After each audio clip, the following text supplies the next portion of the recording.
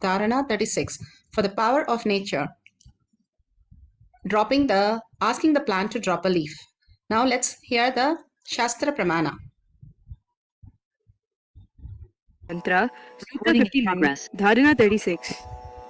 Gathadibhanjane drishtim bittistyakta vinikshipet tulyam takshanat gatva tallaya tanmayo bhavet. Gathadibhanjane drishtim क्षिपेत् तुल्यं तक्षणात् गत्वा तल्लया तन्मयो भवेत्. Bhagavan Paramashiva says, just fix your sight inside a pot or any other object within single pointed awareness, dropping the idea of the object having any length, breadth, characteristics, form, support at the very moment. Yogi, having absorbed into the depth of the object, instantaneously enters into the space of uniting, and absorption into the complete oneness happens.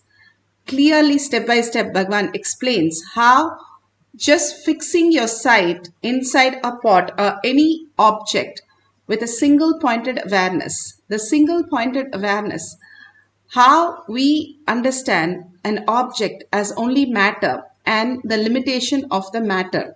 But Bhagavan sees each one of us. When somebody asks Bhagavan, what do you see?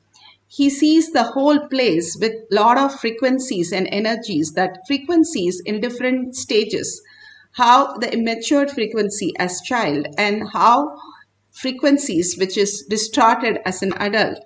All this we exist is higher dimension.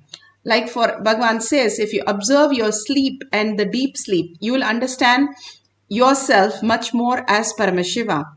In the deep sleep and the dream state I am lying down. But who is that who is manifesting a light and who's manifesting all the people, even the dead people appear in my dream.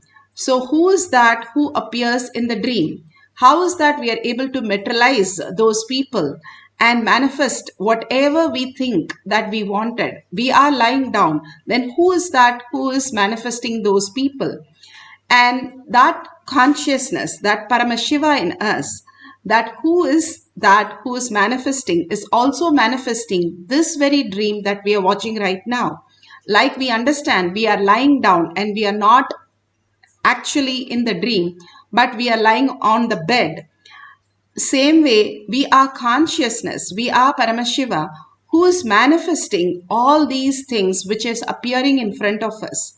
When we are in the full space, whole space, oneness space, we experience the ultimate. But we feel like a broken glasses, and if you look at it, in each glasses we appear. And it appears like that, but it is never broken. It is always a full glass. We are always whole. Nothing can be violated, nothing can be taken from us because we are infinite. It's like we are infinitely connected with everything and completely in oneness. That is how we exist by the very nature. That is why Bhagavan says we are the closest to the nature. We can do the experiment of having two plants, and one plant you can write love and one plant as anger. And whenever we are upset, you take this plant and start talking. And whenever we are happy and we are in love space, the plant grows so beautiful. The one which you have, and you can see the difference of those two plants, how immediately the nature responds to us in a space. How we are in the inner space, if we can't look, the plants can tell us much more. If we have the house plants, they even answer questions to the many of the things that we want to know. It becomes such a beautiful space for us to live with the nature. That is why Bhagavan says when you go for a nature, like you go to a beach or you go mountaineering or you do something with the nature, we feel we are that and we feel completed. The very nature who we are is why we feel so completed with the nature. Beautifully, the Nayanars manifested all these great signs by understanding the higher signs. All they did was all he did was play the flute When he played the flute, he understood he is not playing, but consciousness, Paramashiva, is manifesting through him. When he was deeply into that, continuously, Shiva himself appears and takes him. All the animals just bows down to him. All that, even the very nature, starts listening to him. These are not mythology, but the science which is there. When we are in the Paramashiva, when we wake up as Paramashiva, the Turiya state, we start experiencing the oneness with Paramashiva, the ultimate space of oneness. Bhagavan beautifully explains in Atma Pramana how the nature, the Guru, and the Avyakta, which is unmanifested, all that is the God in what we understand. And we recognize Paramashiva in us only when we meet the Guru himself, when he initiates us.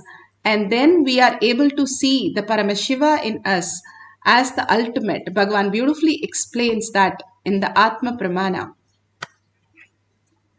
Taking away all the incompletions from people, completing them. Just understand, Mahadeva comes down to beg. What a scene it is. He goes round and takes away all the incompletions, radiating the space of completion and giving them. When Mahadeva goes to beg, he gives more than what he receives. Remember, repeat.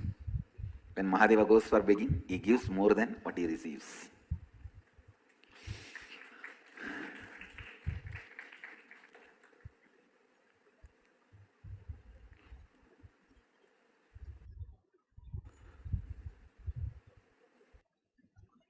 Today, we will have a Kalpatar Satsang. Please listen. These basic truths.